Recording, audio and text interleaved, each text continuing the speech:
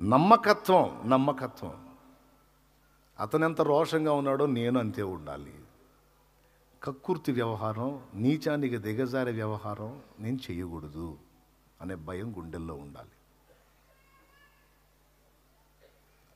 అతడు వచ్చాడు, కుష్టు వదిలించుకున్నాడు. వదిలించుకున్న కుష్టు పోయిన దరిద్రానికి ప్రతిగా నాకు తీసుకొచ్చి ఇచ్చాడు. ఇది ఏ తాలూకు? జబ్బు తాలూకు. ఏ తాలూకు? జబ్బు తాలూకు. వచ్చిన డబ్బు నాకెందుకు, వదిలేపో, ఎవరికో ఈపో, లేని వాళ్ళకి ఈపో అంటే వీడికి ఆగలా ఇక మనసు.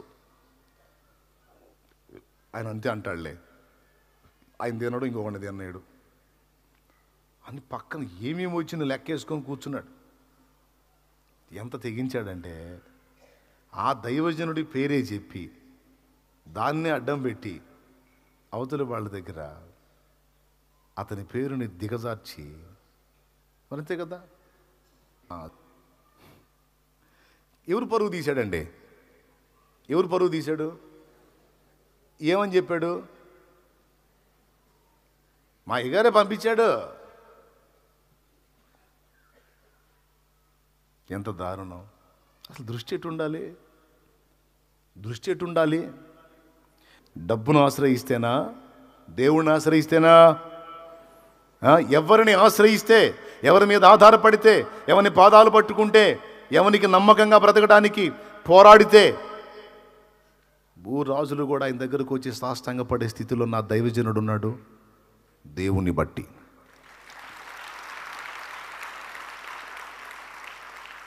సర్వ సంపదల కంటే నా దేవుడు ఎక్కువ.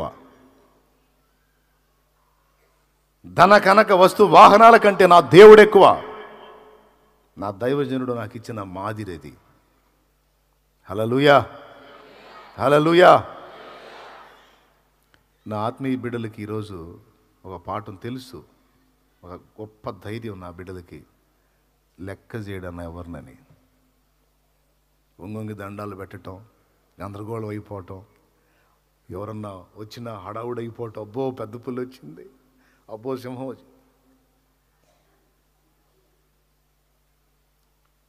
వాళ్ళకి కొంచెం నొప్పిగానే ఉంటుంది. ఈడేందిరా యాడికి పోయినా బ్రహ్మరథం పడతారు, మనకి లెక్క చేయడేందని వాళ్ళకి బాధ కొంతమందికి. అసలు ఇదేమో ఏంది అసలు ఈడి గొప్పతనం ఏంది, అసలు ఏంది అనుకుంటుంటారు వాళ్ళు. నాకు తెలుసు, వాళ్ళు అనుకోకపోయినా వాళ్ళ పక్కన వచ్చిన వాళ్ళైనా అనుకుంటారు. అనుకొని దేవుని కార్యం జరుగుతున్నప్పుడు ఎవరన్నా వస్తే సడన్గా దాన్ని ఆపేసి గడగడగడ ఉడికిపోతారంట నేను ఇస్తానైంది. మరి వాళ్ళతో అధికారులు కదా, మరి వాళ్ళతో అట్లా అడ్రస్ కూడా ఉండరు సన్నిధిలో ఎగస్టాలు చేస్తే. ఎవరైనా ఇక మళ్ళీ వాళ్ళకి ఇంకా ఏముండదు, ఇక ఈగలు తోలుకుంటూ కూర్చోవటమే. దేవునికి స్తోత్రం, హల్లెలూయా. మా ఇంట్లో పెళ్ళికి వస్తే ఆతిథ్యం ఇస్తా, ఆహ్వానిస్తా, సన్మానిస్తా, గౌరవిస్తా, డ్రింక్ ఇస్తా, జ్యూస్ ఇస్తా. సన్నిధిలోకి వస్తే మాత్రం మొత్తాన్ని హద్దుల్లోనే పెడతా, ఎవరన్నా రాని. స్తోత్రం. నా బిడ్డలకు తెలుసు, ఒక దేవుడికి తప్ప ఎవ్వరికి గడగడలాడేది లేదు, దడదడలాడేది లేదు, ఎవరికి భయపడేది లేదు, లెక్క చేసేది లేదు. అతిశయమా, గర్వమా అనుకో, అదే అనుకో. ఏం చూసుకోనరా? దేవుణ్ణి చూసుకోనరా. నా అతిశయము నీవే, నా ఆనందము నీవే, నా ఆరాధన నీవే.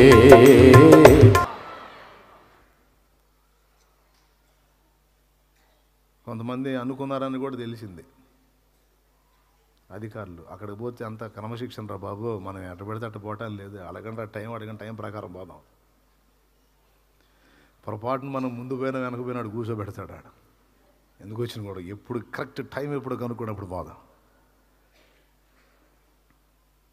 నా బిడ్డలుగా ఉన్న మీరందరూ కూడా దేవుణ్ణి బట్టి నేను ఎలా అడుగులేస్తున్నానో, వారెంతటి వారైనా వారు ఏది ఇచ్చేవారైనా తెచ్చేవారైనా, వాళ్ళు సౌండ్ అయినా లేకపోతే సౌండ్ కాకపోయినా, అసలు మనుషులతో ఈయన ఎలా వ్యవహరిస్తున్నాడు. ఒక దీనత్వానికి, ప్రేమకి తప్ప ఇక రెండో దాన్ని లక్ష్య పెట్టేదే లేదు. అంకితమై దేవుని పనికి యథార్థంగా నమ్మకంగా కష్టపడే దీనిలో వాళ్ళని లక్ష్య పెడతాను తప్ప ఎంతటి వారైనా డోంట్ కేర్. నా దేవుడే నంబర్ 1, నా దేవుడే మెయిన్. ఆయన తర్వాత అలాగని ఎవరిని మనం ఎక్కువ తక్కువ మాట్లాడడం, తృణీకరించడం, లెక్క చేయకుండా ఉండం. వాళ్ళకి ఇచ్చే గౌరవం వాళ్ళకి ఇస్తాం అంతవరకు. చలో అవకాశం ఉంటే సువార్త జీవితం, లేదా బైబిల్ ఇస్తాం, ప్రార్థన చేస్తాం, ఏమి పని మీది పండి అంటాం. దైవజనుడు దేవుని మీద ఎలా డిపెండ్ అయ్యాడు, అసలు ఆయన దేవుని వైపు ఎలా దృష్టిస్తున్నాడో ఆయన చూసి నేర్చుకో. నేను కూడా అటు తిరగాలని అలా మళ్ళాల్సింది ఆయన దగ్గరకు వచ్చే సరుకు విషయంలో ఇటు దృష్టి పెట్టాడు. ఇదే టైప్ యేసు ప్రభు దగ్గర కూడా ఒకడు ఉన్నాడు, ఇస్కరియోతు యోధా. వాడి పని కూడా అదే పని. అరే రే రే ఇంత ఊరకు ఒక మాట అంటే చచ్చినోళ్ళు లెగుస్తున్నాడు, అమ్మ ఇది సామాన్యమైన విషయం కాదు కదా. మృతులు సజీవులు అవుతున్నారు, రోగాలు వదిలిపోతున్నాయి, దయ్యాలు వెళ్ళిపోతున్నాయి. అసలు ఏంటి శక్తి ఏంటి, అసలు ఏంటినా ఏం చేస్తున్నాడు? ఒలీవల కొండకి వెళ్తున్నాడు, రాత్రంతా ప్రార్థనలో గడుపుతున్నాడు. మిగిలిన 11 మంది చూస్తే వీడు మాత్రం సొమ్ము సంచి మీద పెట్టాడు దృష్టి. ఎంత వస్తుంది ఏ కాడికి వీడు చూపు, ఫస్ట్ నుంచి అదే చూపు. ఏం చూపు? ఎంత వస్తుంది నాకు చెప్పాలండి లెక్క అంటే, సరే నువ్వే ట్రెజరర్ పోరా అన్నాడు. ట్రెజరర్ అని వాడి ట్రెజరరీ ఇచ్చాడు వాడికి. అంటే సొమ్ము సంచి వాడికి అంటారు, వాడి చూపు అంతా దాని మీదే ఉంది. మిగిలిన వాళ్ళు ఎవరు కూడా దాన్ని లక్ష్య పెట్టలా. సొమ్ము సంచి పేతురు నీ దగ్గర పెట్టుకుంటాం, నాకెందుకయ్యా? ఆంధ్రయ్యను నాకెందుకయ్యా? యోహాను వద్దు ప్రభా, నాకు నువ్వు చాలు, హక్ చేసుకుంటా. యాకోబు నువ్వు నాకెందుకులే. యోధా వచ్చాడులేండి. ఎవరికి వద్దంటే ఎవరు తీసుకుంటారా? నాకే అయ్యా, నేను తీసుకుంటే. ఎవరు? యోధా ఇస్కరియోతు. నాకీ సార్, నా చూపంతా దాని మీదే ఉందండి. అందులో మీరు మామూలు కార్యాలు చేయట్లే, ఎక్కడెక్కడ వాళ్ళంతా తీసుకొచ్చేస్తారు, సమృద్ధిగా ఉంటుంది. ఆ సంచిలో పెడితే ఆ సంచిలోంచి నా సంచిలో వేసు చేసాడు వాడు దొంగ అన్నాడు యోహాను. ఆయన పరిచర్య చేసుకుంటూ వెళితే ఎవరన్నా కృతజ్ఞత కలిగి ఏదన్నా ఇస్తే ఆ సంచిలో వేసేవాళ్ళు. ఆ సంచి వీడి దగ్గర పెట్టుకొని వీడు ఆ సంచిలో సరుకు కొట్టేసి వీళ్ళు ఏం చేస్తూ ఉన్నాడు. వాడు చూపు చూడండి, ఒక్క మైనస్, ఇంకేం లేవు వాడి దగ్గర. ఒక్కటే వాడి దృష్టి డబ్బు మీద పెట్టాడు, ఇంకేం లేవు, ఇంకా వేరేది వ్యవహారాలు ఏం లేవు. ఒక్కటే మైనస్, ఒక్కటే లోపం, కొంచెమే. ఆ కొంచెమే వాడి కొంప నిలువున ముంచి వాడి మెడకు వాడే ఊరేసుకునేటట్టు చేసింది. ధనాపేక్ష సమస్తమైన కీడులకు మూలం. కొంతమంది దాని విషయంలో గ్రహింపు లేక తమ్మును తామే పొడుచుకొని చచ్చారు అన్నాడు. దేవుణ్ణి ఎరగనప్పుడు మన దృష్టి దాని మీద పెడితే అర్థం ఉంది, తెలియదు కాబట్టి. సర్వకృపానిధి సంపదల గనైన యేసు దొరికినాక దాన్ని లెక్క కూడా చేయాల్సిన అవసరం లేదు. ఈరోజు లేకపోవచ్చు, నువ్వు దాన్ని వదిలేయి, దానికి వెళ్ళి చూడటం మానేయి. నీ అవసరతలు ఉన్నాయి, అక్కర్లు ఉన్నాయి, అప్పులు ఉన్నాయి, తిప్పలు ఉన్నాయి, డబ్బు అవసరమే కాదని నేను అన్నట్లా.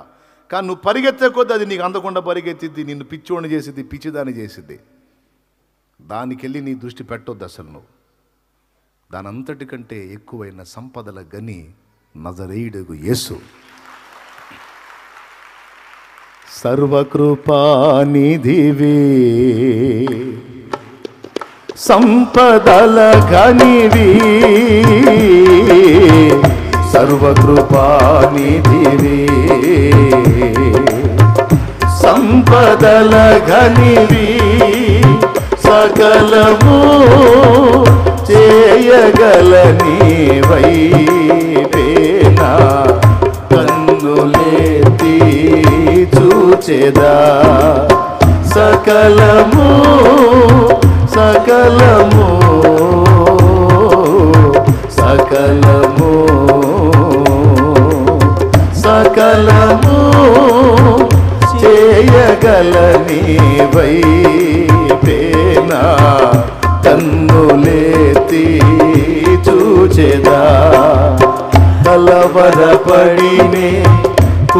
కొండల వైపు నా కన్నులెత్తుదునా. దేవునికి మహిమ. అధికారం కలిగిన వారి అధికారం వైపు మనం చూడాల్సిన అవసరం లేదు. మొర్దెకాయి ఎస్తేర్తో అన్నాడు, నువ్వు రాణివయ్యాను నేను బతికిపోతాను అనుకుంటావేమో పిచ్చిదానా, నువ్వు సహాయం చేయకపోతే మాకు దిక్కు లేదనుకున్నాయింది. నువ్వు చేయకపోతే వేరొక వైపు నుంచి యెహోవా మాకు సహాయం చెయ్యను. నువ్వు అధికారి అయ్యావు, నేను రాణి అయ్యాను, అందరూ తెచ్చింది నేను బాగుంటాను అనుకుంటున్నావేమో. జాగ్రత్త, నీకు ఇదే గతి పట్టింది. వార్నింగ్ ఇస్తే అప్పుడు తెగించిద్దాం. తెలుసు కదా మీకు. లెక్క చేయడు, అధికారాలను లక్ష్య పెట్టాడు. అధికారాలు ఆపదలో ఆదుకుంటాయని పొరపాటును కూడా అనుకోవద్దు. అధికారాలు ఆపదలో ఆదుకుంటాయని పొరపాటును కూడా అనుకోవద్దు. అధికారాలు బిల్డప్కే. ఓయ్ అబ్బా అన్నీ చూసి కాసి వడపోసి అక్కడ కూర్చున్నాం. స్తోత్రం. ఎవరెవరు ఎదురవుతుంటారు, ప్రాణానికి నా ప్రాణం అంటారు. ఎవరెవరు ఎదురవుతుంటారు, ప్రాణానికి నా ప్రాణం అంటారు. కష్టాలలో వారు కదిలిపోతారు, కష్టాలలో వారు కదిలిపోతారు. కరుణగల యేసు నాతో ఉంటాడు, కరుణగల యేసు నీతో ఉంటాడు. ఎవరికి ఎవరు ఈ లోకంలో, చివరికి యేసే పరలోకంలో. ఎవరికి ఎవరు ఈ లోకంలో, మనుషుల సాయము. మీరు పూర్తి చేయండి. రాజుల నమ్మిన మరెవరు నమ్మాలి? యెహోవాను ఆశ్రయించుట, యెహోవాను ఎంత మేలు, ఎంతో మేలు, ఎంత మేలు, ఎంతో మేలు. నా దగ్గరికి వస్తారు అన్నా, ఏదన్నా ఒక మాట చెప్పించండి అన్న, ఏదన్నా ఒక మాట చెప్పండి అన్న, మీరు చెబితే పని అయిద్దంటే. ఎవడు చెప్పాడు నీకు అంటాను నేను. ఎవడు చెప్పాడు ఆయన నీకు? నేను భూరాజులకు చెప్పను, అధికారులకు చెప్పను. నీకు మనసు ఉంటే, నమ్మకం ఉంటే, విశ్వాసం ఉంటే రాజుల రాజుకు చెబుతా. ఈ రాజులకు అధికారులకు అందరికీ భూపతులకు అధిపతి కూడా ఉన్నాడు. అతను నాకు పరిచయం, చాలా క్లోజ్. ఆయన నేను చెప్పమంటే ఆయనకి చెబుతా. అంతేగాని ఫలానోళ్ళు వస్తున్నారు కదా, ఫలానోళ్ళు నువ్వు చెబితే కొంచెం ఏదో ఆలోచిస్తారంట కదా అంటే, కొన్ని విషయాల్లో నేను సహా ఆశ్చర్యపోయే పరిస్థితులు ఎదుర్కొన్నాను. స్టార్టింగ్ నుంచి చూసా అసలు ఎవరెవరు ఏందనేది. మరి అన్నీ నేర్పుకుంటూ వస్తాడు కదా మహారాజు. నేను ఎటు చూడాలో ఎటు చూడొద్దో అన్నీ మనుషులకి వెళ్ళి చూడాలా, అధికారులకి వెళ్ళి చూడాలా, డబ్బుకి వెళ్ళి చూడాలా, అన్నిట్లో ఆయనకి వెళ్ళి చూడాలా అనేది మొత్తం వరుసగా నాకు నేర్పుకుంటూ వస్తే, ఇప్పుడు ఆ ఒక్కడిని ఆధారం చేసుకుని నీకు దేని డబ్బును కానీ, మనుషుల్ని కానీ, అధికారాలని కానీ ఆధారపడింది లేదు. ఒంగొంగి దండాలు పెట్టింది అంతకన్నా లేదు.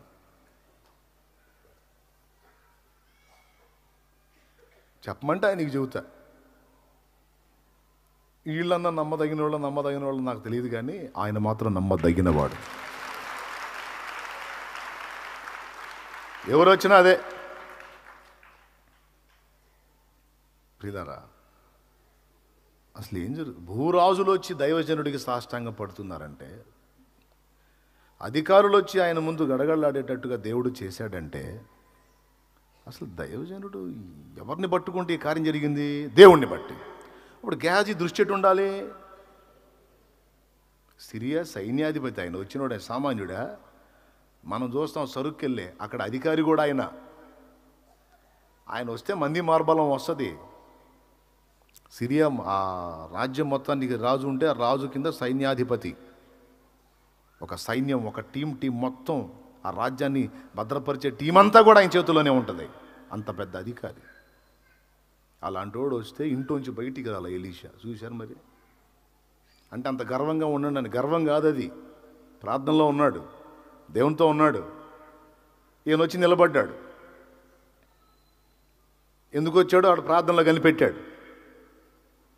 లోపల టీవీ చూస్తా, సెల్ ఫోన్ చూస్తా కూర్చోాలా, లేకపోతే పిచ్చపాటి ముచ్చట్లలో కూర్చోాలా, ప్రార్థనలో ఉన్నాడు. వచ్చినోడు ఎందుకు వచ్చాడో తెలుసు. అతను కుష్ఠరోగంతో వచ్చాడు. వెళ్ళి యోర్దాన్లో 7 సార్లు మునగమను, బాగుపడతాడు పొమ్మని చెప్పి లోపలే ఉండి చెప్పాడు ఏం చేయాలో. మండిపోయింది నయమానికి. బోల్డంత సరుకు తెచ్చాను, సరే సరుకు సంగతి తీసేయండి, నా రేంజ్ ఏంది? సిరియా సైన్యాధిపతిని నేను వస్తున్నానంటేనే ఒకటికి నిద్ర పట్టదు. అట్లాంటిది ఇంత మనిషిని నేను ఇంతమంది మార్బలను వేసుకొని, ఇంత సరుకు వేసుకొని, ఇంత అధికారిని అయ్యుండి నేను వస్తే లోపల నుంచి బయటికి రాడా? తిప్పరారథం తిప్పాడు. వెళ్తా ఉంటే పనివాడు చెప్పాడు, ఏదైనా మీ పద్ధతి నచ్చలేదు సార్ నాకు. ఏంట్రా నచ్చేది? దుర్గా నా రేంజ్ ఏందిరా? సిరియా మొత్తం గడగళ్ళు ఆడిపోయింది. ఇదెంతరా? ఇదెంత? ఇతనెంత? ఇతనేమన్నా అధికారా? ఇతనేమన్నా రాజా? ఒక సేవకుడు, దేవుని భక్తి చేసుకునేవాడు. సరిగా తిండి ఉండదు, సరిగా వస్త్రం ఉండదు, సరైన ఇల్లు ఉండదు, సరైన బతుకు ఉండదు. అంత గర్వం అయితే ఎట్లరా? తగ్గింపు ఉండదు మనిషికి, దీన మనసు ఉండదు. వాళ్ళే చెబుతారు కదా దీన మనసు తగ్గింపని. ఇంత గర్వం అయితే ఎట్లా? ఇంటి ముందుకు వచ్చినోడిని కనీసం ఎవడైనా మర్యాదగా పలకరిస్తాడు, బాగోగులు అడుగుతాడు. ఇదేంట్రా తెచ్చి నాకు అసలు నచ్చలైతున్న పద్ధతి. ఇట్లాంటి వాడి దగ్గర దేవుడు కూడా ఉండడు. మరి అంతే కదా మానవ కొలతలో. అందుకే మండి వెళ్ళాడు నయమాను. అప్పుడు పనోడు అన్నాడు, నాయనా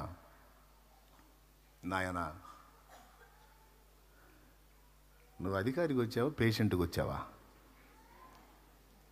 నువ్వు అధికారి అయితే సిరియాలో నాయనా, దైవజనుడి ముందుకు వచ్చినప్పుడు, దైవ సేవకుడు ముందుకు వచ్చినప్పుడు నీ అధికారాలు, నీ డబ్బు, నీ హోదా, నీ ఘనత తీసి పక్కన పెట్టు. నువ్వు ఒక సమస్య కలిగిన వ్యక్తివి, నువ్వు పేషెంట్వి, అంతే, రోగివి. ఆయన ఏం చెప్పాడు?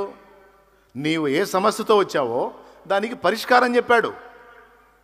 చెప్పింది చేయాలా నోరు మూసుకొని. అంతేగాని ఆయనను ఎంచకూడదు. చెప్పండి ఏం చేయకూడదు? ఆయన్ని ఎంచకూడదు, ఆయన్ని విమర్శించకూడదు, ఆయన్ని వ్యతిరేకంగా ఆలోచించకూడదు. భయం ఉండాలి, గౌరవం ఉండాలి. దైవజనుడు అంటే నీకేమి తిక్కలుగా ఉందేంది? అదే మనిషి బయటకు వచ్చి, అయ్యా నయమానో నీ అవతారం చూశాను, 1 సంవత్సరం పాటు దూలగొండి చెట్టు తీసుకొని సంవత్సరం పాటు రోజు పొద్దున సాయంత్రం 3 సార్లు పూసుకోయ్యా అంటే చెయ్యవు అని చెప్పాడా బైబిల్ అని అంటారేమో. చెప్పకపోయినా అర్థం అదే. ఒక కష్టమైన క్లిష్టమైన పని చేయమని చెబితే నువ్వు చేస్తావు కదా, అదేం చెప్పలేదు కదా. యోర్దాన్లో 7 సార్లు మునగమన్నాడు. ఇంకేం సింపుల్, స్నానం చేయవయా బాగుపడతావని సమస్యకు పరిష్కారం చెబితే నువ్వేమయ్యా తెగ ఫీల్ అయిపోతున్నావు. ఇంత ఆవేశం అయితే ఎట్లయ్యా నీకు? అంతేనంటావా? తిప్పరా రథం అన్నాడు మళ్ళీ. దేవునికి స్తోత్రం. కాదురా, నేను ఒక రేంజ్ ఆఫీసర్ని కదా, నాకు స్థాయి ఉంది కదా, నాకు క్యాడర్ ఉంది కదా, ఇంత మనిషిని వస్తుంటే అసలు ఆ మనిషి అబ్బే సరేలేరా, నువ్వు చెప్పింది కూడా కరెక్ట్. వెళ్ళి ఇప్పుడు మనం పేషెంట్లుగా, దైవ సేవకుడు అంటే మరి దేవుని ప్రతినిధి కదా. సరే లేని ప్రకారం ఆయన వెళ్ళి 7 మార్లు మునిగి 7వసారి పైకి లేచినప్పుడు టోటల్ బాడీ మొత్తం కూడా మారిపోయింది. నా ప్రియమైన దేవుని బిడ్డలారా, ఆయన ఒక అధికారి కూడా. అతని అధికారాన్ని లక్ష్య పెట్టాలా, డబ్బును లక్ష్య పెట్టాలా? వల్లే మారిపోయినానుంది దేవుని వాక్యంలో. దైవజనుడు మాట, నదులు ఉంటాయి, చాలా ఉంటాయి, ఆయన చెప్పాడు వినాలా, అంతేగాని మళ్ళా అడ్డ ప్రశ్నలు. ఆయన అక్కడే ఎందుకు మునగాలి? మా ఇంట్లో హౌస్లో నేను దూకొచ్చుగా, లేకపోతే మా ఊళ్ళో నది ఉంది ఆడ మునిగేదా? అడ్డ ప్రశ్నలు, అడ్డ సలహాలు, ఈటాలు అడగటాలు చేయకూడదు. చెప్పింది చేయి అంతే, తర్వాత పని దేవుడు చూస్తాడు. ఇక దేవునికి స్తోత్రం కలుగునుగాక. హల్లెలూయా. ప్రియులారా, టోటల్గా నేను చెప్పే ఈ మాట దయచేసి మీరు సీరియస్గా తీసుకోండి. గెహజీ దృష్టి, యోధా దృష్టి దేని మీదకి వెళ్ళింది? చివరికి ఏ గతి పట్టారు? ఒకడేమో కుష్ఠ తగిలించుకుంటే, మరొకడేమో ఊరేసుకొని తన ప్రాణాన్ని తనే తీసుకునే దౌర్భాగ్య పరిస్థితి వచ్చింది. యేసు ప్రభు నోట నుండి వెలువడేటువంటి జీవవాక్కులను అతడు లక్ష్య పెట్టలా. యేసు ప్రభు చేస్తున్న కార్యాలు పరిశుద్ధాత్మ వల్ల చేస్తున్నాడని పరిశుద్ధాత్మను ఆశ్రయించలా. ఈ దృష్టి ఏకాడికి సొమ్ము సంచి మీదే, డబ్బు డబ్బు డబ్బు డబ్బు డబ్బు. ఫలితంగా ఏం జరిగిందో మీకు తెలుసు.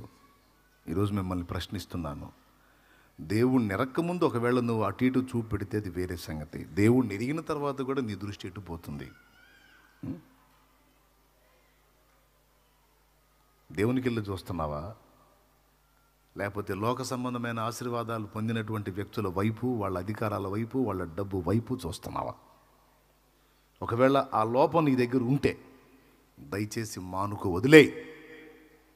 వదిలేసి మనుషులకు ఉంగంగి దండాలు పెట్టడం కాదు, దేవుని ఎదుట ప్రతి విషయానికి సాష్టాంగ పట్టు నేర్చుకో. అలాగని మనుషుల్ని అగౌరవపరచొద్దు, మనుషుల్ని తృణీకరించొద్దు. మొదటిసారి ఎలీషా రాలేదు కానీ రెండోసారి ఎలీషా వచ్చాడు, అది మర్చిపోవద్దు. కార్యం జరగకముందు చెప్పాడు పోయి మునగమని చెప్పి అక్కడ వెళ్ళి కార్యం జరిగేటట్టుగా, అతను పొందేటట్టుగా ప్రార్థన చేశాడు. ప్రార్థన ఆలకించి దేవుడు అక్కడ నయమాన్ని బాగు చేశాడు. కార్యం జరిగినాక వచ్చాడు ఆయన. వచ్చి అప్పుడు చెప్తాడు, కొన్ని సలహాలు చెప్పి వెళ్తాడు లోపలికి. అలాగని నువ్వు ఇతరుల అధికారులను తృణీకరించమనో లేకపోతే ధనవంతుల్ని నువ్వు తృణీకరించమని నేను చెప్పట్లా. డిపెండ్ అవ్వద్దు, దృష్టి అటు పెట్టొద్దు అని చెబుతున్నా. ఒకవేళ నువ్వు ఆనుకున్నావా అధోగతి పాలవుతావు. నీకు బుద్ధి చెబుతాడు దేవుడు. పర్వాలేదులే, నాకు వీళ్ళు ఉన్నారు, పర్వాలేదులే నాకు వాళ్ళు ఉన్నారని ఎవరి మీదనైనా నువ్వు డిపెండ్ అయ్యావా బుద్ధి చెబుతాడు. ఇక మళ్ళీ ఇంకోసారి ఆధారపడకుండా నీకు సిగ్గొచ్చేటట్టు చేస్తాడు. చెయ్యాలి, చెయ్యును గాక, నీకైనా నాకైనా. ఎందుకంటే మన దృష్టి అటు వెళ్ళకూడదు. అందరూ ఆమెను అన్నారా? అల్లా నాకు వినపడింది. మామూలు కాదు మీరు. దేవునికి మహిమ. అది మొదటిది.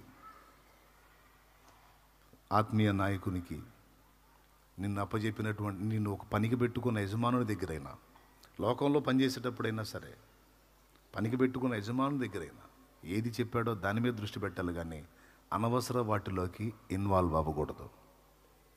ఆమెకు భర్త లేడు, ఆమె భర్త ముసలివాడు, పిల్లలు, ఇవన్నీ ఎందుకయ్యా నీకు? ఈ ఎంక్వైరీలు ఎందుకు నీకు? మంచిగా డబ్బులు ఎత్తుంటే తీసుకోడేంది, అయ్యో ఇదేంది అనో. ఒకవేళ ఆయన స్వీకరిస్తే బాగానే ఇచ్చినట్టున్నారుగా, బాగానే వచ్చింది. అబ్బో, దృష్టి అటు కాదు, ఉండాల్సిందికి వెళ్ళి ఉండాలి. స్తోత్రం. మరికొంతమంది దృష్టి, దైవజనుడు, సేవకులు తినే తిండి గురించి, కట్టే బట్ట గురించి, తిరిగే వాహనం దృష్టి అటు ఉంటుంది. వాళ్ళకేం కమ్మగా తింటారు, తిరుగుతారు. నేను చెబుతున్నా, ఈరోజు నేను తింటున్న ఆహారం ఈరోజు తింటాం కాదు. యేసు ప్రభు పరిచర్యలోకి వచ్చిన ఆ రోజు నుంచి ఈ రోజు దాకా అవసరాన్ని బట్టి కొన్నిసార్లు పచ్చడి తిన్న అనుభవాలు నేర్పాడు, అనుభవం కోసం నేర్పాడు. కానీ నేను ఈ పదార్థం తినాలి అని నా మనసుకు నేను అనుకుంటే నాకు తినిపించకుండా ఒక్కసారి కూడా లేడు యేసయ్య. ఈ పదార్థాన్ని నేను తినాలి అనుకుంటే ఎట్టి పరిస్థితుల్లో ఆ రోజు అది వచ్చి నా ముందు ఉంటుంది. నేను తినలేదంటే మళ్ళీ దేవుని ముందు దోషినవుతా. నేను తినాలనుకున్న ప్రతి పదార్థాన్ని నా ముందుకు తీసుకొచ్చి పెట్టాడు ఆయన. నేను కొనుక్కొని తినలేని స్థితిలో ఉన్నప్పుడు సైతం నా ఇంటికి పంపించాడు ఆయన. ఎవరినో ప్రేరేపిస్తాడు. రొయ్యల కూర కొంచెం ఇష్టంగా తింటాను నేను. ఆ రోజు ఎందుకు నేను రొయ్యల కూర తినాలనిపించింది నాకు, నా మనసుకి.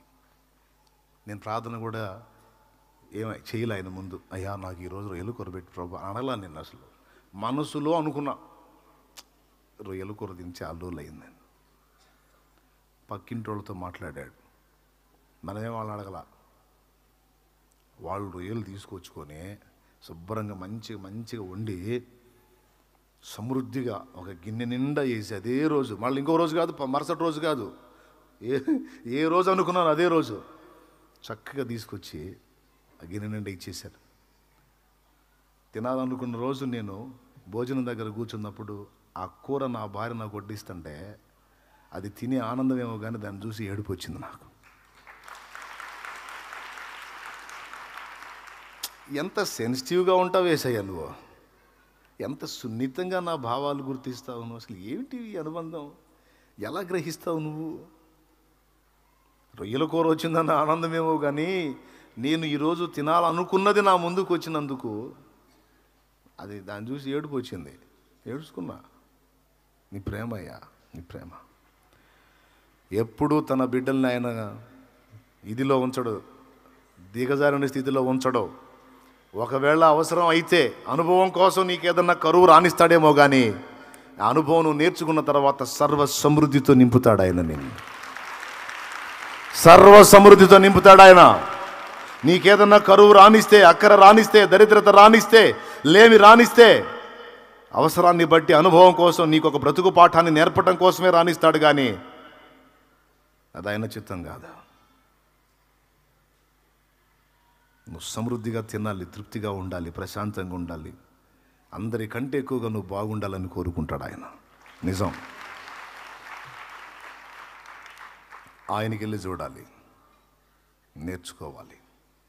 దేవుడు ఆశీర్వదించి ఒకవేళ దేవుడు నీ ముందు పరిశుద్ధులు సాటి విశ్వాసులే దీవించబడి ఉండొచ్చు. వాళ్ళు ఏం తింటున్నారు, వాళ్ళు ఏం కడుతున్నారు, వాళ్ళు ఎందులో తిరుగుతున్నారు, నీ చూపట్టు పెట్టవాకు. ఇదే నేను ప్రార్థనకి వెళ్తున్నాను, వాళ్ళు ప్రార్థనకి వెళ్తున్నారు, వాళ్ళు ఏం అట్టయిపోతున్నారు, నేను ఎట్టయిపోతున్నా, వాళ్ళకి వెళ్ళి చూసావంటే పోతావు, ఇంకా పోతావు పాతాళానికి. అస్సలు చూడవాకు. వాళ్ళని ఆశీర్వదించిన దేవుడు నా దేవుడు, నన్ను కూడా తప్పకుండా దీవిస్తాడని ఆయన వైపు చూడు. దృష్టి అడ్డుపెట్టు. యేసయ్య వాళ్ళని బ్లెస్ చేసావు, నన్ను కూడా దీవించు. సేవకుడు సేవకురాలు వాళ్ళ సేవను నువ్వు దీవించావు, వాడుకుంటున్నావు, నన్ను కూడా వాడుకోను. వాళ్ళు అలా చేస్తున్నారు, వాళ్ళు ఇలా చేస్తున్నారని సేవకులు ఇతరులను చూసి నువ్వేం ఫీల్ అవ్వాల్సిన అవసరమే లేదు. వాళ్ళు తిప్పలు పడ్డారు, నమ్మకంగా ప్రభు ముందు కూర్చున్నారు, వాళ్ళని హెచ్చించి వాడుకుంటున్నాడు దేవుడు. నువ్వు కూడా అలా కాచుకో, నువ్వు కూడా అనుభవాలు సాధన చేయి, నిన్ను కూడా తీసుకొచ్చి నిలబెడతాడు. ఆయనకేం పక్షపాతం ఏంటి? మనందరం ఆయన కొడుకులం కూతుళ్ళం అండి. అమ్మ ఒక కొడుకుని ప్రేమించి ఒక కొడుకుని ద్వేషించిద్దా? తన కడుపును పుట్టిన ప్రతి బిడ్డని అమ్మ ఈక్వల్గానే ప్రేమించింది. నేను అమ్మ కంటే శ్రేష్ఠుని అన్నాడు. ఒకవేళ బుద్ధుల్ని బట్టి అమ్మ నా పక్షపాతం చూపించిద్దేమో. ఆ పెద్దోడు కాస్త పర్లేదు, ఈ చిన్నోడు దరిద్రుడు చెప్పిన మాట ఇన్ని సావుడు అని కొంచెం అట్లా చూడవచ్చు. కానీ యేసయ్య పక్షపాతము లేనివాడు, అందరినీ సమంగానే చూస్తాడు. వాడు కష్టపడ్డాడు, నువ్వు కూడా కష్టపడు, నీకు కూడా దీవెన వస్తుంది, ఇస్తాడు నీకు కూడా. నువ్వు ఆదివారం ఒక కూటంలో వాక్యం చెబుతావు, ఇక 6 రోజులు తిరుగుతూ ఉంటావు, సోది మీటింగ్లు వేసుకుంటా. ఎట్లా నువ్వు సేవలో ముందుకెళ్తావు? అవతల వాళ్ళు ముందుకెళ్తానంటే వాడు 6 రోజులు కష్టపడ్డాడు. 10 ఎకరాల పొలం దున్ని వ్యవసాయం చేసి పండించినోడు, ఎకరం పొలం వేసుకొని దాని కలుపు కూడా సరిగ్గా తీయకుండా గాలికి తిరిగినోడు ఇద్దరు ఒకటేనా? మన భాషలో చెప్పాలంటే 10 ఎకరాలు వేసాడు వాడు, సచ్చినట్టు సేద్యం చేశాడు, రాత్రి పగలు కష్టపడ్డాడు. రేపు పంట చేతికి వచ్చినప్పుడు బస్తాలు ఇంట్లో చేర్చుకుంటాడు. వాడిని చూసి ఏడికి తెట్ట నువ్వు. ఎకరానికి 30 కాడికి తక్కువ వేసుకుంటే, లేదు 40, లేదు 30 వేసుకో, 300 బస్తా. 10 ఎకరాలు కష్టపడ్డాడు, రాత్రి పగలు తిన్నాడో తినలేదో నానా చాకీ చేశాడు, 300 బస్తా చేర్చుకున్నాడు. 300 బస్తా వచ్చిందండి. మనకి ఆడొస్తే ఎవడు నిద్రపోమన్నాడు? తిని పొట్టరుద్దుకుంటే ఎవడు తిరగమన్నాడు? ఫుల్ గాస్పల్ అనుకుంటే ఎవడు తిరగమన్నాడు? కష్టపడు నువ్వు కూడా. వారు శ్రమపడు, వారు ఆశ్రయించినట్టు దేవుడిని ఆశ్రయించు. వారి కంటే మెరిట్గా నువ్వు చేయడానికి దేవుడు నీ కృపనిస్తాడు. అంతేగాని ఇతరుల ఆశీర్వాదాన్ని చూసి విషపు చూపు నిలపొద్దు. వాళ్ళు తింటున్నారే, వాళ్ళు ఇలా ఉంటున్నారే, వాళ్ళు ఇలా పొందారే, వాళ్ళు ఇలా ఈ స్థాయికి వెళ్ళారని వాళ్ళకెళ్ళి చూసే కొద్దీ కొంతమందికి తెలియదు ఇది ఒక తప్పు, ఇది ఒక పొరపాటు, ఇది ఇంకా మనల్ని పాడు చేస్తుందని తెలియదు. అలా చూసి ఇబ్బంది పడుతూ ఉంటారు. ఇన్సైడ్ లోపల లోపల నలిగిపోతూ ఉంటారు. అలా నలిగే కొద్ది వీళ్ళు ఇంకా అనగారిపోతుంటారు. ఆ బుద్ధి వాళ్ళలో పోయిందాకా, ఇతరుల ఆశీర్వాదం చూసి అక్కసుతో అల్లాడే వాళ్ళ ఆ మైండ్ మారిందాకా, వాళ్ళ దృష్టి అటు మళ్ళీ వాళ్ళని ఆశీర్వదించిన దేవుని వైపు చూసిందాకా వీళ్ళని తొక్కుతానే ఉంటాడు ఆయన. ఎంతమందికి అర్థమైందో ఏమో. సూపర్గా అర్థమైంది. ఇది అర్థం కాకపోతే ఇంకేముంది, అర్థమైద్ది. ఎటు చూడాలి? ఇతరుల ఆశీర్వాదాలు చూసి ఏడవాలా, లేకపోతే అది పొందిన వాళ్ళు ఏ మెట్టును సాధన చేసి పొందారో ఆయన వైపు చూడాలా? యా, రెండు అయిపోయినాయి. ఇంకొక టైపు చూపు ఉంది. ఫస్ట్ చూపేమో అనవసర విషయాల్లోకి జోక్యం చేసుకునే చూపు. స్తోత్రం. నర్సు పని ఏంది? పేషెంట్ వస్తే ఇంజెక్షన్ చేయటం. డాక్టర్ గారి సొరుగులు ఎంత వస్తుందో చూడకూడదు. డాక్టర్ గారు లోపల ఎవరితో మాట్లాడుతున్నాడు, అక్కడికి పోయి తలుపు దగ్గర చెవి పెట్టి లోపల పేషెంట్ ఏం చెబుతుంది, ఈయన ఏం మాట్లాడుతున్నాడు, లేకపోతే ఆ పురుషుడు పేషెంట్ ఏం చెబుతున్నాడు, డాక్టర్ గారు ఏం చెబుతున్నారు, ఆ పర్సనల్స్ వినే పని కాదు నర్సుది, కాంపౌండర్ది. పేషెంట్ని పంపిస్తాడు, ఆ ఇచ్చినటువంటి వేవో చూసి ఖచ్చితంగా ఇంజెక్షన్స్ తెప్పించి వాళ్ళకి చేయాలా, వాళ్ళ ఇది చేసుకో, ఎట్టేసుకో, బిళ్ళ టాబ్లెట్ ఎట్లా అని చెప్పాలి. అంతవరకు నీకు అని తలుపుల దగ్గరికి పోయి ఇది ఇట్లాంటి వాళ్ళని ఏమంటారు, అనవసరపు పనులు అన్నమాట. చేయకూడదు అట్లా. ఆ దరిద్రపు మనసు ఎవరిలో ఉన్నా మార్చుకోండి. అనవసరపు విషయాల్లోకి ఇన్వాల్వ్ అయ్యి జోక్యం చేసుకొని లేనిపోయిన శాపాలు తెచ్చుకోవద్దు. మొదటిది. ఈ రెండోది ఏం చెప్పాను నేను? పక్క వాళ్ళ ఆశీర్వాదం వైపు చూసి ఏడవద్దు. వాళ్ళని దీవించిన దేవుడు నిన్ను రెట్టింపుగా దీవిస్తాడు. ఆయన వైపు చూడు, ముచ్చటపడు, సంతోషించో, ఆనందించు. నీ సహోదరుడు బాగున్నాడు, నీ సహోదరి బాగుంది. వాళ్ళని దీవించిన వరుసలో నెక్స్ట్ నిన్నే దీవించబోతున్నాడు దేవుడు. నెక్స్ట్ నిన్నే దర్శించబోతున్నాడు. నెక్స్ట్ నిన్నే హెచ్చించబోతున్నాడు. నెక్స్ట్ నిన్నే నిలబెట్టబోతున్నాడు ఆయన. నెక్స్ట్ నిన్నే వాడుకోబోతున్నాడు ఆయన. సంతోషపడు, కష్టపడు, ప్రయాసపడు, కృప చూపుతాడు. అంతేగాని వాళ్ళు దీవించబడ్డని వాళ్ళ ఆశీర్వాదం వైపు చూసి ఆడవద్దు. కొంతమందికి భలే బయటపడతారండి. కొంతమంది వీడికి తక్కువ మార్కులు వస్తే తిడతా ఉంటారు. పక్కనోడికి కూడా తక్కువ మార్కులు వచ్చినాయి అనుకో, ఏముందిలేయా, ఏముంది అంటే వాడికి తగ్గినాయి కాబట్టి. వాడికి ఎక్కువ వచ్చి వీడికి తగ్గినాయా, వీడికి దినం చేశారే. నో, అట్లా ఏ విషయంలో కూడా దయచేసి ఉండొద్దు. మూడోది, యేసు ప్రభు మీద పరిసయ్యులు నిలిపిన చూపు, దృష్టి. ఇదేంటో తెలుసా? రంధ్రాన్వేషణ. దొరకబుచ్చుకోవాలి, పబ్లిక్ చేయాలి. ఇదొక టైపు దృష్టి. వాళ్ళు ఏ కాడికి గుంట నక్కల్లాగా యేసు ప్రభు ఏం మాట్లాడతాడు, ఏం మాటల్లో తప్పులు పడదాం, యేసు ప్రభు ఎక్కడ ఎలా ప్రవర్తిస్తాడు తప్పులు పడదాం, వెతుకుతానే ఉంటారు. ఇదొక అదే దృష్టి. అసలు ఆయన ఏం మాట్లాడుతున్నాడు, ఆయన మాటల్లో ఉన్న జీవం ఏంటి, అందులో ఉన్న అభిషేకం ఏంటి, అధికారం ఏంటి, అసలు విందాం, గ్రహిద్దాం. ఇది కాదు, దొరకబుచ్చుకుందామని కనిపెట్టుకుంటారు. నీకు తెలుసు కదా, ఇంకా నేను చెప్పేదే ఉంది. వాళ్ళ చూపులన్నీ అదే, అసూయతో నిండి రంధ్రాన్వేషణ. ఈ టైప్ వాళ్ళు ఉన్నారా లేదా? సార్వత్రిక సంఘంలో ఉన్నారా లేదా? కొంతమంది అయితే అచ్చంగా, ఇప్పుడు యూట్యూబ్ దొరికింది కదా, ఈ యూట్యూబీలో ఛానల్లో ఓపెన్ చేశారు. అచ్చంగా వీడికి అదే పని, ఇంక రెండో పనే లేదు. అందరి విసర్జనలన్నీ వెతుకుతూ ఉంటాడు వీడు. అర్థమైందా? గొర్రె ఏం వెతికిద్ది? పచ్చిక బయళ్ళలో పచ్చిక వెతికిద్ది. పంది ఏం వెతికిద్ది? దానికి అదా ఆనందం. విసర్జనలు వెతికిద్ది. పంది. అట్లాగే ఒక్కొక్కడు ఇక అదే పని పెట్టుకున్నాడు అనమాట. అదేంటంటే నేను సంఘాన్ని ఉద్ధరించడానికి పుట్టాను, సంఘాన్ని ఉద్ధరించడానికి పుట్టావు, దిద్దుబాటు చేయడానికి పుట్టావు. బాగుందిరా. అసలు నువ్వు చేసింది ఏంది? అసలు ఇంతకు నువ్వు చేసిన సేవ ఏంది? నువ్వు చేసిన పరిచర్య ఏంది? అసలు నువ్వు పొడిచిన పోటీ ఏంది? పట్టుమని 10 మంది ఆత్మని రక్షించిన చరిత్ర ఉండదు వీడికి. వీడు వేలాది మంది, లక్షలాది మంది జీవితాలను ప్రభావితం చేసి, తిని తినక రాత్రి పగళ్ళు కష్టపడి, నానా బాధలు పడి, ప్రయాసపడి, ఆత్మల్ని వెలిగించి, సంఘాలను గట్టి, సేవకుల్ని సిద్ధపరిచి, అనేక జీవితాలను రక్షణలోకి నడిపించడానికి దేవుని చేత వాడబడిన పాత్రల్ని వీడు కూర్చుంటాడు. వీడికి 10 మందిని సంపాదించి రక్షించి వాళ్ళ కోసం కష్టపడిన చరిత్ర వీడికి ఉండదు. వీడికి అదే పని. ఏ పని? ఇక పంది వెతికినట్టు ఎతుకుతా ఉంటాడు. నేను అంటున్నా, లోపముగా ఉన్న వాటిని విమర్శించి దిద్దుబాటు చేయటం ఎంత మాత్రం తప్పు కాదు, అది రైటే. అయితే ఎవడు చేయాలి? మొదటి కాన్పులో ఉన్న మనిషికి కనీసం 2-3 కాన్పులు అనుభవం ఉన్న మనిషి నిలబడి, అమ్మా కొంచెం బాధ ఉంటుంది రా తల్లి, అలా కాదమ్మా, ఇట్లా ఇట్లా అని ఆలోచన చెబితే వాడు పెద్దగా అరవకమ్మా, కొంచెం ఓర్చుకోరా, హై బీపీ వస్తుందిరా, తలనరాలు ఎఫెక్ట్ అవుతాయి, కొంచెం ఓర్చుకోరా, తట్టుకోమ్మా, ఏదో పెద్దోళ్ళు చెప్పి, ఏది ఆల్రెడీ 3-4 కాన్పులు పొందినావా, అనుభవం పొందినావా, కొత్తగా పాపం తొలి కాన్పులో ఉన్నటువంటి బిడ్డకి సలహా చెప్తే ఓ పద్ధతి. ఆమె కూడా ఆ సలహా చెప్పి ఆమె చేతినే పట్టుకొని ఆ ప్రసవేదన పడి, మరి మిమ్మైనా మా అమ్మాయినా అంతే అన్నారు కదండి అంటదే. ఇప్పుడు ఈ దరిద్రులు వచ్చి చెప్పటట్టుందో తెలుసా? వీడికి అసలు పెళ్ళే కాలేదు, అంటే ఈ అమ్మాయికి అసలు పెళ్ళే కాలేదు, కంటున్నాము 5వ వాడిని కంటుంది, 4గురిని కానీ 5వ వాడిని కంటుంది.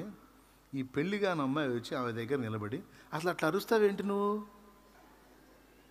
అరవచ్చా? అసలు అదేం పద్ధతి? అసలు చండాలంగా అరవ ఎంత దూరం వినపడుతుంది, బజార్ మొత్తం వినపడుతుంది నీ కేకలంటే. అప్పుడు ఏమంటుంది? 4గురిని కానీ 5వ వాడి ప్రసవేదన పడుతున్న తల్లి ఏమంటుంది? ఇట్లా అమ్మ అంటది. దగ్గరికి వస్తే ఏం చేసింది? ఈ నొప్పేమో కానీ కొడితే తిరిగిద్ది అనమాట గోబా దరికి. ఉనికి స్తోత్రం కలుగును గాక. పనికి మాలిందాన ఏమన్నా ఒక్కరినన్నా కన్నావే నువ్వు? అసలు మ్యారేజ్ అయిందా నీకు?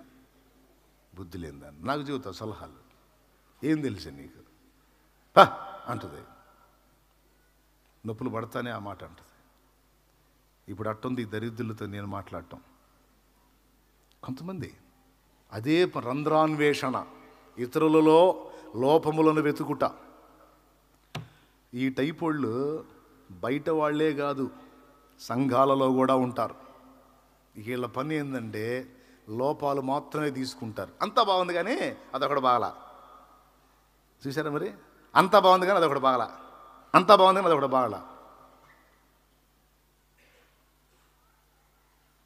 మనిషి బుద్ధి దరిద్ర బుద్ధి. ఈ ఖర్చు మధ్యలో చూడండి, మీకు ఏం కనపడుతుంది? మధ్యలో 4 గళ్ళ మధ్యలో ఏం కనపడుతుంది? ఏం కనపడుతుంది చెప్పండి? ఏం లేదా? సరే, పెన్ను ఒకటి అయ్యా.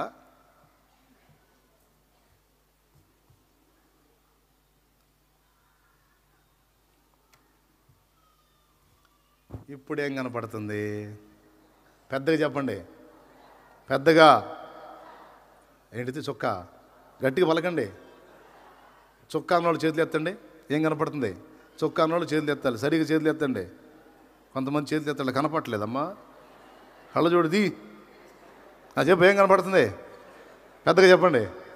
ఆ లైవ్లో ఉన్న వాళ్ళకి కూడా కనపడుతుందా? లైవ్లో ఉన్నవాళ్ళు కూడా ఏం కనపడుతుందమ్మా? చొక్కా కదా, చొక్కా. బుద్ధి, మన బుద్ధి అది. ఏం చేద్దాం ఇప్పుడు?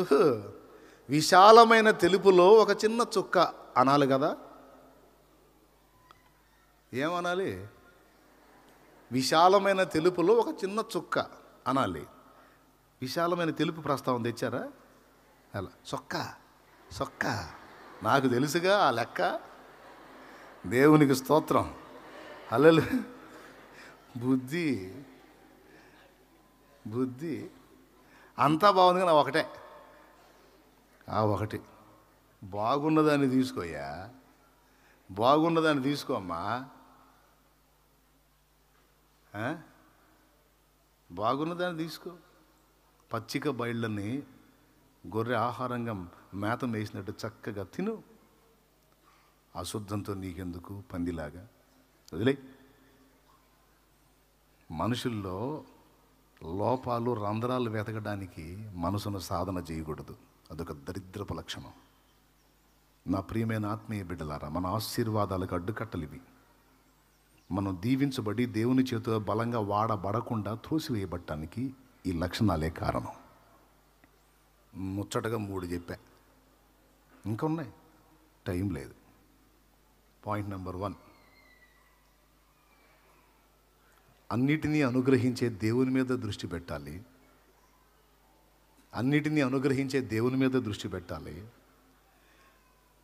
దేవుని సన్నిధిలోనైనా, సేవకుల దగ్గరైనా, బయటైనా నీకు అప్పగించిన బాధ్యతల మీద మనసు పెట్టాలి, కానీ అదనపు వ్యవహారాల జోలికి వెళ్ళకూడదు. యోసేపులాగా నీతిని ప్రదర్శించాలి. నమ్మకంగా ఇంట్లో పెట్టి మొత్తం అప్పచెప్పాడు. అప్పచెప్పినంత వరకు వర్క్ చేశాడు. అదనంగా పోతిఫెరో వైఫ్ అతన్ని ప్రేరేపించి శోధిస్తే, నిన్ను నాకు అప్పచెప్పలేదమ్మా అన్నాడు. నిన్ను నాకు అప్పచెప్పలేదమ్మా, నిన్ను మినహాయించి మొత్తాన్ని అప్పచెప్పాడు. ఈ మొత్తాన్ని నేను ఏలొచ్చు, కానీ నిన్ను నేను స్పర్శించకూడదు, ఆలోచన కూడా చేయకూడదు. నువ్వు నా యజమానునికి చెందిన దానివి. అది నీతి. అనవసరపు కార్యకలాపాల్లోకి ఇన్వాల్వ్ అవ్వకూడదు. హలో బ్రదర్స్, పరిచారకులు, విశ్వాసులు, దైవజనం, జాగ్రత్త. అదనపు వ్యవహారంలోనికి ఎంటర్ అయితే గెహజీకి పట్టిన గతి పట్టిద్ది. అదనపు వ్యవహారంలోకి ఎంటర్ అయితే యూదాకు పట్టిన గతి పట్టిద్ది. ఎంతమందికి వినపడింది? అట్లా కాకుండా అవసరమైన దాని మీద దృష్టి పెడితే ఎలీషాకు దక్కిన ఆధిక్యత లభించింది. కొడితే గట్టి కూడా. అవసరమైన దాని మీద మనసు పెడితే ఎలీషాకు దక్కిన ఆధిక్యత దక్కింది. ఏలియా ఏం తిన్నాడు, ఏం తాగాడు, ఏం తలగబసాడు, ఏం చూడలా. ఏలియా ముందు రాజులు గడగడలాడుతున్నారంటే ఏ శక్తి? ఇశ్రాయేలు సర్వ సమాజాన్ని సత్యదేవుని వైపు తిరిగి తిప్పాడు. ఆకాశం నుంచి అగ్నిని దించి సత్య నిరూపణ చేశాడు కర్మేలు పర్వతం మీద. దేని శక్తి? దేవుని పరిశుద్ధాత్మ శక్తి. అది చాలు నాకు అనుకున్నాడు. ఇక దేని మీద దృష్టి పెట్టలా. ఎక్కడ కూడా అనవసరపు వ్యవహారాల్లోకి ఇన్వాల్వ్ అవ్వలా ఎలీషా. కానీ గెహజీ ఎట్లా కాదు, ఇన్వాల్వ్ అయ్యాడు. అయ్యి దీవించబడలా, భ్రష్టుడైపోయాడు, భ్రష్టు పట్టిపోయాడు, జబ్బు పాలైపోయాడు. అందరికీ ప్రేమతో చెప్తున్నా, అనవసరపు వాటిలోకి ఇన్వాల్వ్ అయ్యి అనవసరపు వ్యవహారాల్లోకి చేతుల్లోంచి శాపాన్ని తెచ్చుకోవద్దు. సేవకుల గురించి కొంతమంది నిందా ప్రచారాలు చేస్తున్నారు. కొంతమంది చేస్తున్నారు. వాళ్ళు తప్పు చేశారో చేయలేదో తెలియదు. వాళ్ళు తప్పులు చేశారో లేదో తెలియదు. కానీ దాన్ని చిలువలు పలవలుగా ప్రచారం చేసేవాళ్ళు కొంతమంది. వాళ్ళని ఆదరిస్తున్నట్టే, ఓదారుస్తున్నట్టే, వాళ్ళకి సపోర్టుగా మాట్లాడుతున్నట్టే వాళ్ళ గురించి ఇతరులు మాట్లాడిన మాటల్ని మతోన్మాదులు కొంత పబ్లిక్ చేస్తే, నేను దేవుని సంబంధిని, ఆత్మీయుడిని అని చెప్పుకుంటూ, సదరు వ్యక్తికి నేను సపోర్టుగా మాట్లాడుతున్నానని చెప్పుకుంటూ, అవతలి వ్యక్తి ఒక మతోన్మాది అనేవాడు ఏదో కొంచెం ప్రచారం చేస్తే దానివల్ల జరిగిన నష్టం కొంచెం అయితే, నేను దేవుని సేవకుణ్ణి, దేవుని బిడ్డను అనేవాడు చేసిన ప్రచారం ఇంకా 3-4 ఎక్కువ మందికి నష్టాన్ని కలిగించే విధంగా ఉంది. సేవకుల రహస్య జీవితాలు, వాళ్ళు ఎలా జీవించారో, ఎలా అడుగులేశారో. నీతిమంతుడు లేడు, ఒక్కడు లేడని దేవుని వాక్యం చెబుతుంది. ప్రతి భక్తుని జీవితంలో చిన్నవో పెద్దవో కొన్ని లోపాలు ఉంటాయి. అవి జరిగినాయో లేదో కొంతమంది, కొన్ని నిజాల కంటే కూడా నిందలు ఎక్కువ. ఏ దైవజనుడైనా ఆత్మీయ జీవితంలో అనేక రకాల శోధనలు ఎదుర్కొని నిలదొక్కుంటాడు. కొన్నిసార్లు మనం ఎరగని కూడా, ఇప్పుడు నా మీద భయంకరమైన అన్యాయపు నిందా ప్రచారాలు చేశారు. నేనేం లెక్క చేయాలి, ఎందుకంటే కుక్కలు మురిగినట్టు మురుగుతారు, కానీ రుజువు చేసే దమ్మె ఎవడుకుంది? నేను దిగాననుకో రంగంలోకి, బలి అందుకే నేను ఎంటర్ వాళ్ళ మొత్తం పిల్లలే మొత్తం ఏనం చేశారు నా ఆత్మీయ బిడ్డలు. ఇక ముందైనా అంతే, కదిలితే ఎవడిని వదిలే ప్రసక్తి లేదు, ఎవడు ఏ రూట్లో వస్తే ఆ రూట్లో. కానీ దైవజనుల జీవితాల్ని భయంకరంగా దుర్మార్గపు ప్రచారాలు చేస్తూ వాటిని అనేక మందికి అందేటట్టు, ఎందుకు? వాడబడుతున్న వాడిని నాశనం చేయాలి, వాడబడుతున్న వాడిని రోడ్డుకు లాగాలి, వాడబడుతున్న వాడికి మానసిక ఒత్తిడి తేవాలి, వాడబడుతున్న వాడిని మెంటల్ స్ట్రెస్కి గురి చేసి చంపాలి. లేకపోతే ఎవడికి ఉపయోగం? ఒక దైవజనుడి మీద ఒక వ్యక్తి దుర్భాషలాడాడు, ఏదో కామెంట్స్ చేశాడు, దుర్భాషలాడి దాన్ని పబ్లిక్ చేయటం వల్ల, దాన్ని ఇంకొకటికి ఎక్స్పోజ్ చేయటం వల్ల సంఘానికి వచ్చిన లాభం ఏంటి? సంఘానికి వచ్చిన క్షేమం ఏంటి? ఎవరు చేసినా అది రైట్ కాదు. నేను ఎవ్వరిని ఒప్పుకోను ఈ విషయంలో. ఈ ప్రచారం చేసేవాడి జోలికి వచ్చాడా? మాట్లాడిన ఇప్పుడు ఈ నింద మోసే దైవజనుడు ఈ ప్రచారాలు చేసే వ్యక్తుల జోలికి వచ్చాడా? అతను ప్రకటన ఏదో అతను చేసుకుంటున్నాడు, పొద్దున్న లెగుస్తున్నాడు, తింటలేదో పోయి అక్కడ కూటమని అక్కడ కూటమని అక్కడ కూటమని అక్కడ కూటమని ఎక్కడ ఖాళీగా ఉన్నాడు పాపం.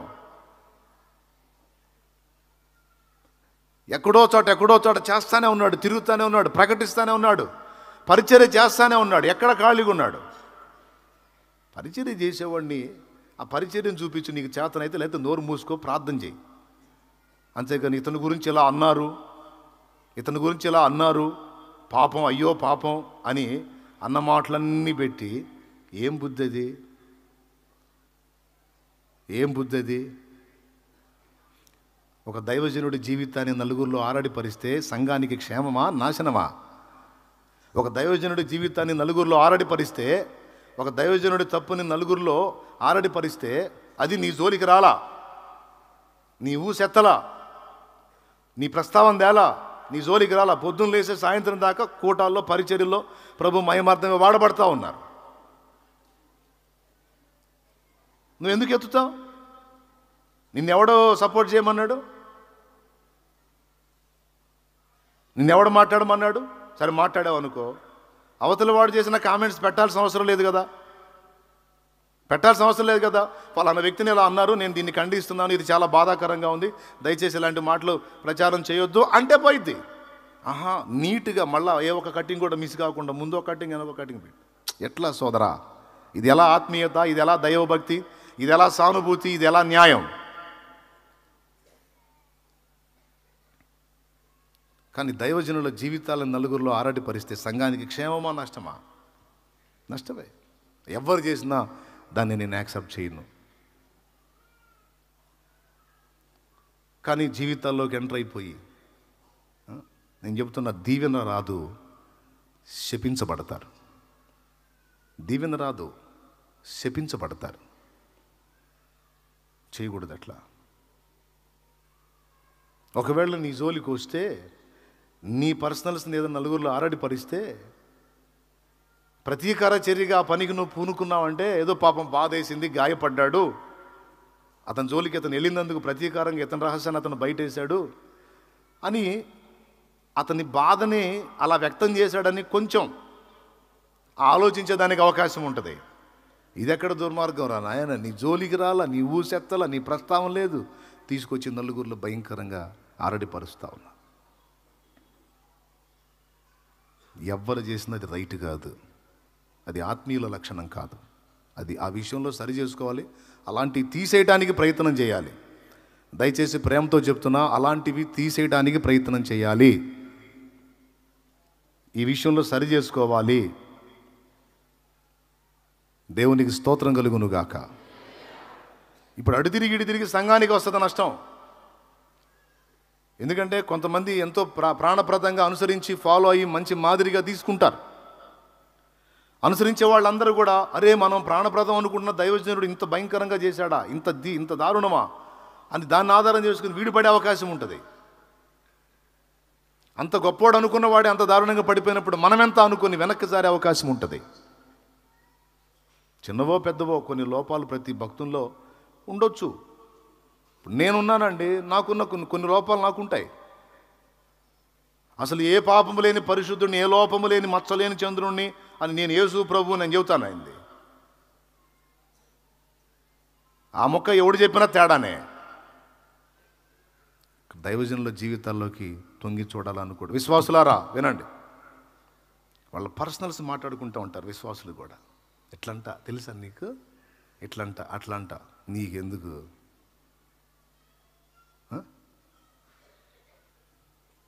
పైన ఉన్న అభిషేకం మీద ఎలీషా దృష్టి పెట్టినట్టు పెట్టు.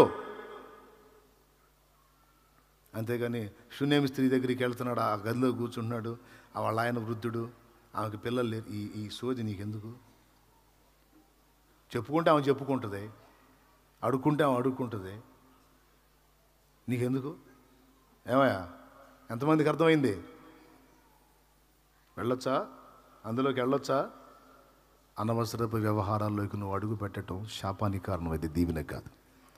అవి పక్కన పెట్టి ఆ వ్యక్తుల్ని వాడుకుంటున్న దేవుని ఆత్మ మీద నువ్వు దృష్టి పెడితే నువ్వు ఎలీషా అవుతావు. రెండంతలు దీవించబడతావు. చెప్పు గట్టిగా, రెండంతలు దీవించబడతావు. ఆమేనను. రెండంతలు దీవించబడతావు. ఆమేనను.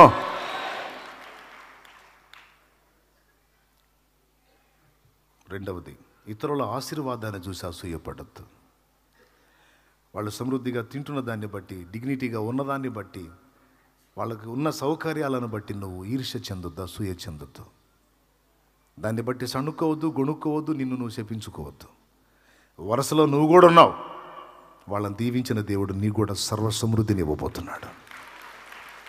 వాళ్ళ బిడ్డలను ఆశీర్వదించి జాబ్స్ ఇచ్చిన దేవుడు అంతకంటే గొప్ప జాబులు నీ బిడ్డకి ఇవ్వబోతున్నాడు దేవుడు.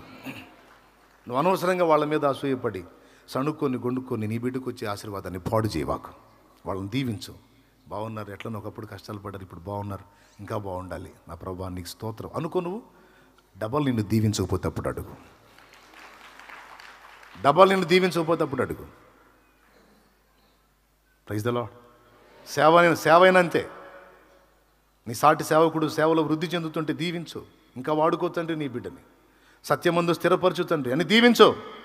నీ సేవను దేవుడు విస్తరింపజేస్తాడు. ఆ మనసు నచ్చింది దేవునికి. కుళ్ళుబోతు బుద్ధి కాదు, సంతోషపడే మనసు నచ్చింది. మూడవది ఏంటి?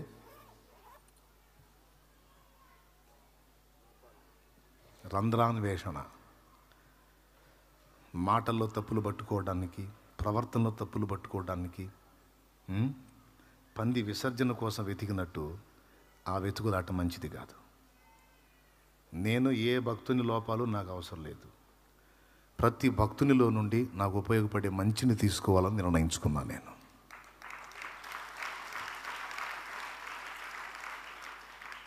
ఇప్పుడు ఇతరుల లోపాలు ఎంచనేలా? నేను పరిపూర్ణున్నై, నేను యేసు వంటి వాడిని కంప్లీట్గా అయినప్పుడు, నా కళ్ళు ఫ్రెష్గా ఉన్నప్పుడు ఇతరులను నేను గమనించవచ్చు. నా మనసుకు నాకే, నా ప్రవర్తనలో ఎన్నో లోపాలు నాకు కనపడతాయి. ఇతరుల రంధ్రాన్వేషణ చేసేదానికి నేనేం చేస్తాను? నాకెందుకు అది? నాకు ఆ పని ఏమన్నా అప్పచెప్పాడు ఏంటి? జోగారు మంచి దైవజనుడు, ప్రార్థనాపరుడు, నేను ప్రార్థన నేర్చుకుంటా. ముంగమూరు దేవదాసాయి గారు మంచి దైవజనుడు, ప్రార్థనాపరుడు, క్రమము కలిగిన వాడు, క్రమశిక్షణ కలిగిన వాడు, నేను క్రమశిక్షణ నేర్చుకుంటా. భక్త సింగ్ గొప్ప దైవజనుడు, మంచివాడు, భాష తెలియని ప్రదేశానికి వచ్చి లక్షలాది మంది ఆత్మలను ప్రభావితం చేశాడు. మోకాళ్ళ మీద ప్రార్థన చేసి బహిరంగ సువార్త ప్రకటనను వెలుగులోకి తీసుకొచ్చి ఒక మంట మండాడు. నేను దాన్ని తీసుకుంటా, ఆ మంచి కావాలి నాకు. యేసన్న గారు మంచి దైవజనుడు, చదువు 6వ క్లాసు అని కొంతమంది ఎగతాళి చేస్తున్నారు. చదివింది 6 తరగతులైనా ఈరోజు ఆయన బోధలో పెరిగిన వాళ్ళలో కలెక్టర్లు ఉన్నారు, డాక్టర్లు ఉన్నారు, విదేశాల్లోకి వెళ్ళి గొప్ప గొప్ప జాబుల్లో ఉన్నోళ్ళు ఉన్నారు. ఆ బోధలో పెరిగిన వాళ్ళు ఉన్నతమైన హోదాల్లో ఉన్నారు. అలాంటి వాళ్ళకి టీచ్ చేశాడు ఆయన. మళ్ళీ చెప్తున్నా, దైవ సేవకి మానవ సంబంధమైన చదువు జ్ఞానంతో నిమిత్తము లేదు. బైబిల్ చదవగలిగే నాలెడ్జ్ ఉంటే చాలు. కొంతమంది ప్రబుద్ధులు దీని గురించి కూడా కామెంట్స్, చదువు 6వ తరగతి చదువు, 6వ తరగతోడికి ఏం తెలుసు, 6వ తరగతోడికి ఏం తెలుసు, 6వ తరగతోడికి ఏం తెలుసు. మరి అంతకంటే ఎక్కువ తరగతులు చదివినోడికి సిగ్గుశరం ఉందా? 6వ తరగతి చదివినోడు లక్షలాది మందిని ప్రభావితం చేశాడు. తెగ చదివానని మాట్లాడుతున్నావు, సిగ్గుశరం లేనోడా. నువ్వేం చదివావు, నువ్వేం సాధించావు అని అడుగుతా. నువ్వేం సాధించావు? శాలేమరాజు 8వ తరగతి చదువు, 8వ తరగతి చదువు, 8వ తరగతి చదువు. లక్షల మంది జీవితాలు ప్రభావితమైనవి. మరి నువ్వేం సాధించావు? మేమెప్పుడు మా చదువు మీద, మాకు లోకపరంగా వచ్చిన జ్ఞానం మీద డిపెండ్ అవ్వలా. పరిశుద్ధాత్మ అభిషేకం మీద ఆధారపడ్డాం, దేవుని శక్తి మీద ఆధారపడ్డాం. మోకాళ్ళ ప్రార్థనతో దేవుని పాదాలను సమీపించి ఆత్మల కొరకు గోజాడి అంగలార్చి ఏడ్చి ప్రకటించి ప్రార్థించి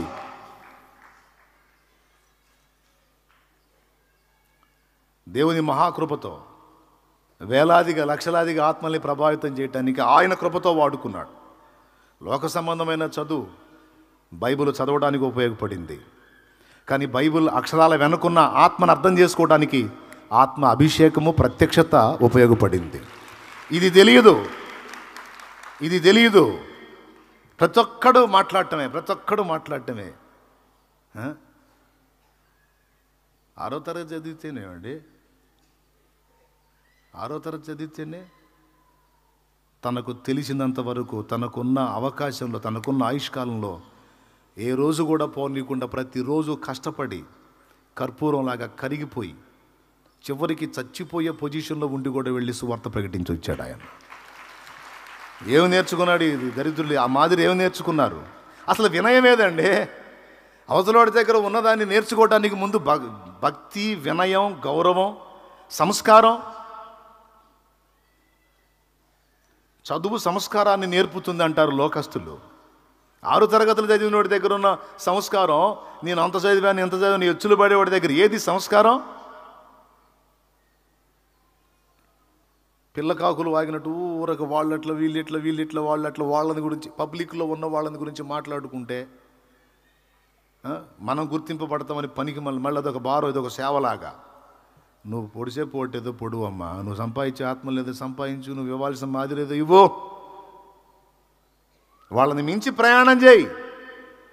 అప్పుడు నేను కూడా ప్రతి ఒక్కడు ఎవడు ఏం మాట్లాడుతున్నారు వింటా, నేను కూడా అందరూ నేర్చుకుంటాం. నీకు తా తెలీదు, తూ తెలీదు, ప్రతి ఒక్కడిని విమర్శించడం, ప్రతి ఒక్కడిని మాట్లాడటం. ఇట్లాంటి వాళ్ళని సపోర్ట్ చేసిన వాళ్ళు కూడా శాపగ్రస్తులే అవుతారు. డైరెక్ట్గా చెప్తున్నా. భక్తి పరులు ఆత్మీయులు. ఇప్పుడు ఏసన్న గారు ఉన్నాడు, భక్తి సింగ్ గారి దగ్గర సువార్త బహిరంగంగా ప్రకటించే విషయంలో ఎలాంటి మెళకువ ప్రదర్శించాలో నేర్చుకున్నా. ఏసన్న గారు సంఘ క్రమములు, సంఘ విస్తరణ, పరిచర్య విధానం, ఆరాధన సులభ శైలిలో చదువుకున్నోడికి, చదువు లేనోడికి అర్థమయ్యే 10 భాషలో వాక్యం చెప్పటం, అద్భుతమైనటువంటి కృపలు పొందాడు ఆయన. చదువుకున్నోడికి అర్థమైద్ది, చదువు లేని మొరట మనిషి కూర్చున్నా కూడా వాక్యం అర్థమైద్ది. చెప్పాడు. సభలో కూర్చున్న వాళ్ళలో 80% మందికి వాక్యం అర్థమయ్యేటట్టు ప్రకటించాడు ఆయన. ప్రతి భక్తుని దగ్గర నేర్చుకోదగ్గ మంచి ఉంటుంది, దాన్ని వెతకాలి. కానీ రంధ్రాలు వెతుక్కొని శాపగ్రస్తులు కాకూడదు. అయిపోయింది. ఇది చాలా ప్రాముఖ్యమైంది, అందుకే కంప్లీట్గా మాట్లాడా. 10 అయితే అయింది అంటే ఇప్పుడు 10 అయిందన్నమాట అనేది మీకు సంకేతం ఇస్తున్నా. పైకి లేచి నిలబడండి.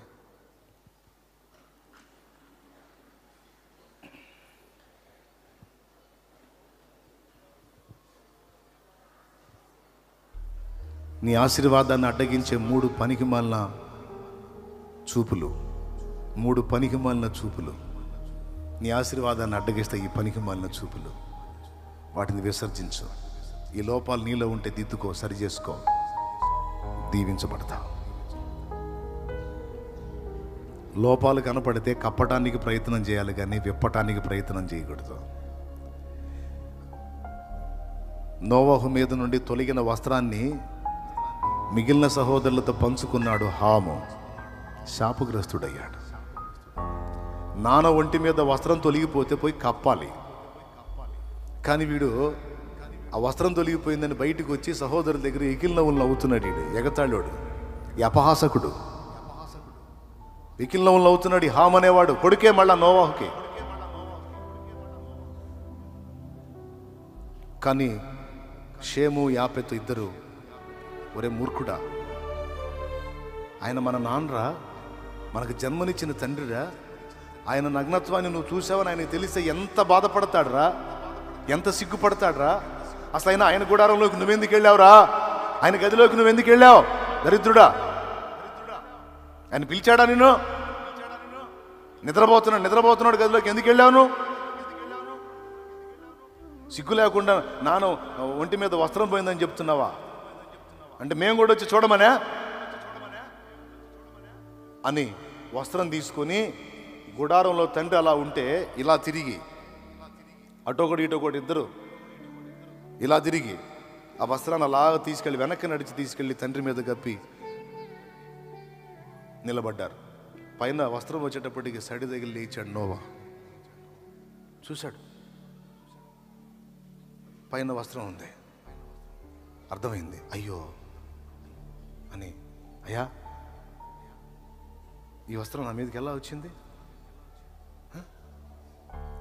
అంటే మేమే తెచ్చి కప్పాము నాన్న. అవునా? బా, ఎట్లా తీసుకొచ్చారయ్యా? నేను ఇలాగా ఉన్నదాన్ని మీరు నా నగ్నత్వాన్ని చూసారా?